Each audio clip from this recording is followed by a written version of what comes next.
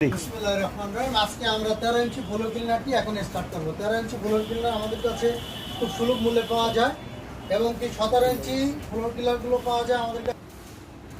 এখন আমরা 13 ইঞ্চি floor cleaner মেশিনটি এখন আমরা স্টার্ট করব। কিভাবে মেশিনগুলো চালাইতে হয় আপনাদেরকে এখন আমরা দেখাচ্ছি। নবাবপুর তানিশ এন্টারপ্রাইজ থেকে এই মেশিনটি এখন চালানো হচ্ছে। এই যে মেশিনটি এখন আমরা চালাবো। এই যে মেশিনগুলো চালাচ্ছি।